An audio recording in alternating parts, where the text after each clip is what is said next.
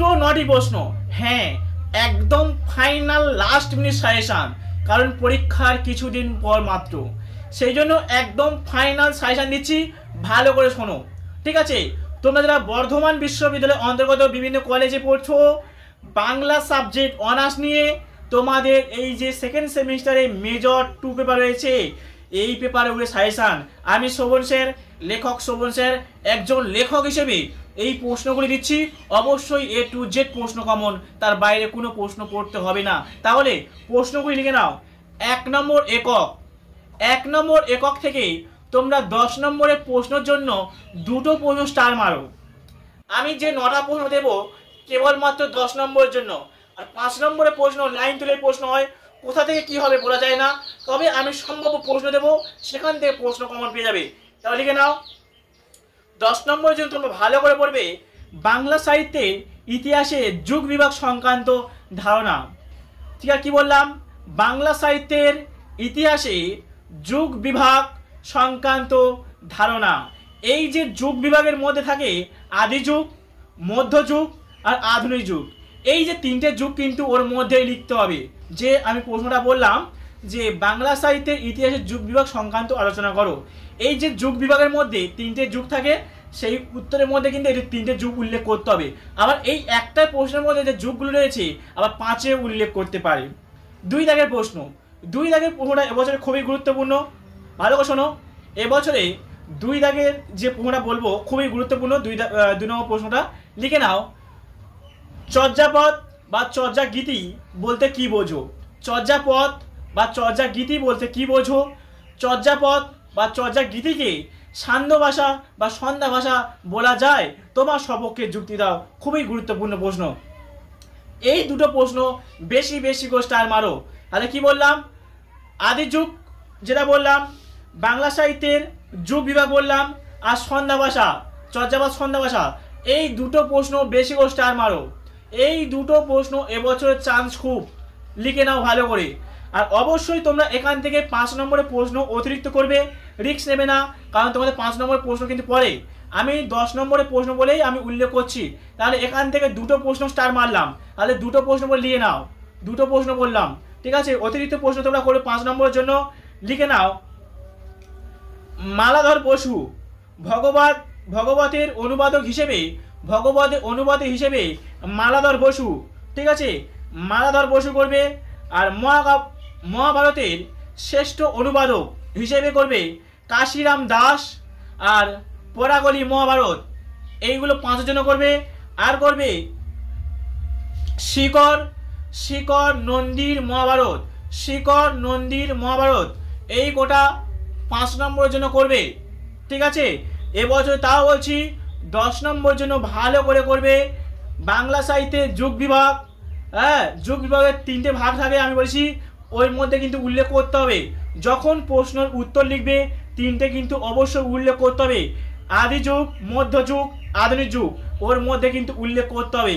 আর এই 3টে যুগ মানেই তোমরা 5-এর জন্য একটা কমন পাওয়ার চান্স খুব, ঠিক আছে? বারবার বলছি কিন্তু। এবার যাব 2 নম্বর একক। 2 নম্বর এককে তোমরা ভালো করে পড়বে চৈতন্য জীবনী। চৈতন্য জীবনী সম্পর্কে আলোচনা করো। কি বললাম? 2 নম্বর একক থেকে তোমরা বেশি করে স্টার মারো, চৈতন্য জীবনী সম্পর্কে আলোচনা করো। এবারে এই যে চৈতন্য জীবনীর মধ্যে কি কি থাকে ভালো করে শোনো। এই চৈতন্য জীবনীর মধ্যে থাকে তোমাদের কয়েকটি কৃতিত্ব, সেই কৃতিত্বগুলো কিন্তু অবশ্যই পড়তে হবে। চৈতন্য জীবনী সম্পর্কে আলোচনা করো। চৈতন্য জীবনীর মধ্যে আবার কয়েকটা কৃতিত্ব বা অবদান থাকে, কিন্তু এই অবদানগুলি খুবই গুরুত্বপূর্ণ এবছরে, সেই প্রশ্নগুলি লিখে নাও। চৈতন্য জীবনী থেকে চণ্ডীদাসের কৃতিত্ব, চণ্ডীদাসের কৃতিত্ব, গোবিন্দ দাসের অবদান, জ্ঞান দাসের ভূমিকা, ঠিক আছে? এই 3টে ভালো করে স্টার মারো। 2 নম্বর একক থেকে এই 3টে স্টার মারো, ঠিক আছে? 2 নম্বর একক থেকে এই 3টে স্টার মারো। চণ্ডীদাসের কৃতিত্ব, গোবিন্দ দাসের অবদান, জ্ঞান দাসের ভূমিকা, ঠিক আছে? আর একটা প্রশ্ন যেটা বলেছিলাম প্রথমে তোমাদের ভালো করে পড়বে, চৈতন্য জীবনী কাব্যের সম্পর্কে আলোচনা করো। এটা কিন্তু অবশ্যই করবে। আর অতিরিক্ত অবশ্যই করে 5 নম্বরের পেপার থাকে, এখান থেকে 5 নম্বরের পেপার থাকে, তার জন্য অবশ্যই অতিরিক্ত প্রশ্ন পড়বে। তাহলে এখান থেকে 2 নম্বর একক থেকে আমি তোমাদের 3টে প্রশ্ন স্টার মারতে বললাম কেবলমাত্র বড় প্রশ্নের জন্য। আর এখান থেকে অবশ্যই 5-এর জন্য প্রশ্ন যেগুলো করবে লিখে নাও, লিখে নেবে বৃন্দাবন দাস কৃতিত্ব, বৃন্দাবন দাস কৃতিত্ব, কৃষ্ণ দাস কবিরাজ কৃতিত্ব, জয়নন্দ দাস কাব্য কৃতিত্ব, গোবিন্দ দাস কৃতিত্ব, লোচরণ দাসের কৃতিত্ব। এইগুলো ভালোভাবে পড়বে অতিরিক্তভাবে। তা বলছি অনেক ক্ষেত্রে দেখা গিয়েছে 5-এর প্রশ্ন 10-এ আসে, 10-এর প্রশ্নগুলি 5-এ আসে। বলছি রিস্ক নিও না, ভালো করে পড়ো, কারণ তুমি অনার্স নিয়ে পড়ছো। আবল তাবল ইউটিউব সাজেশন ফলো করবে না, অশিক্ষিত পণ্ডিত যারা পড়ে না আবল তাবল প্রশ্ন দিয়ে যায় ফলো করে না, প্রশ্নগুলি ভালো পড়ো।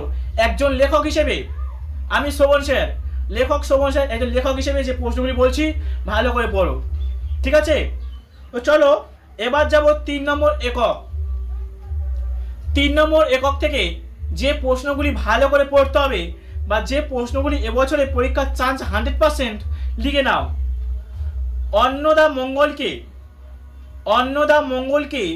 নতুন মঙ্গল বলা হয় কেন? অন্নদা মঙ্গলকে নতুন মঙ্গল বলা হয় কেন? আলোচনা করো।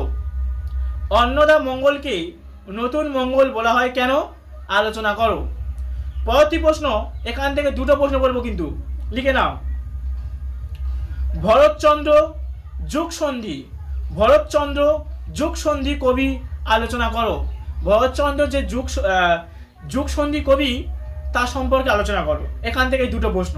আর অতিরিক্ত প্রশ্ন অবশ্যই করবে মনসা মঙ্গল, চণ্ডী মঙ্গল, ধর্মমঙ্গল, ঠিক আছে? তাহলে অতিরিক্ত প্রশ্ন অবশ্যই করবে মনসা মঙ্গল, চণ্ডী মঙ্গল, ধর্মমঙ্গল। আবার এই যে চণ্ডী মঙ্গল, মনসা মঙ্গল এই যে কাব্যগুলি রয়েছে এর মধ্যে কয়েকজন অবদান রয়েছে, সেই অবদানগুলি কিন্তু উল্লেখ থাকতে হবে। বিজয় গুপ্ত, নারায়ণ দেব, হ্যাঁ, কেতকা দাস, দ্বিজন মাধব, মুকুন্দ চক্রবর্তী, ঘনরাম, এগুলো কৃতিত্ব মানে ওর মধ্যে থাকতে হবে। কার মধ্যে? না মনসা মঙ্গল, চণ্ডী মঙ্গল, ধর্মমঙ্গল। এগুলো অতিরিক্তভাবে বললাম, রিস্ক নেবে না, ভালো করে পড়বে। তাহলে এখান থেকে পরপর 2টো প্রশ্ন স্টার মেরে দেখো। কি বললাম? অন্নদা মঙ্গলকে নতুন মঙ্গল বলা হয় কেন? এটা ভালো করে পড়বে, ঠিক আছে? অন্নদা মঙ্গলটা ভালো করে পড়তে হবে, ঠিক আছে? আর ভারতচন্দ্রকে যুগ সন্ধি বলা হয় কেন? এটা কিন্তু অবশ্যই করতে হচ্ছে, ঠিক আছে? এবার চলে যাবো 4 নম্বর একক। 4 নম্বর একক থেকে আমি তোমাদের 3টে প্রশ্ন স্টার মারতে বলবো। 4 নম্বর একক থেকে 3টে প্রশ্ন স্টার মারতে বলবো, লিখে নাও। শাক্ত সাহিত্য হিসেবে রামপ্রসাদ সেনের কৃতিত্ব বা পরিবারের পরিচয় রামপ্রসাদ সেন। আর করবে কমলাকান্ত ভট্টাচার্যের কাব্য বৈশিষ্ট্য, কমলাকান্ত ভট্টাচার্য। পরবর্তী প্রশ্ন করবে সৈয়দ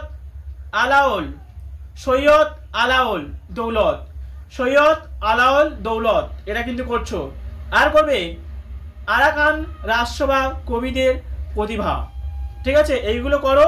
আর কোনো প্রশ্ন পড়তে হবে বলে আমি মনে করছি না, এই প্রশ্ন পড়লেই A to Z প্রশ্ন কমন। তো ভিডিওটি বেশি বড় করবো না, ঠিক আছে? তো ভিডিওটি বেশি বড় করছি না, এই পর্যন্ত শেষ করছি। আর কিছুদিন পরে পরীক্ষা, সেটা বলছি সবাইকে বলবো ভালো করে পড়ো, যত্ন সহকারে পড়ো। আর সঙ্গে সবাইকে বলবো লাইক করো, কমেন্ট করো, বন্ধুদের মধ্যে বেশি পরিমাণে শেয়ার করো, আর চ্যানেলকে সাবস্ক্রাইব করে সঙ্গে দেখো। নাম্বার 1 সাজেশন তোমরা পেয়ে যাবে।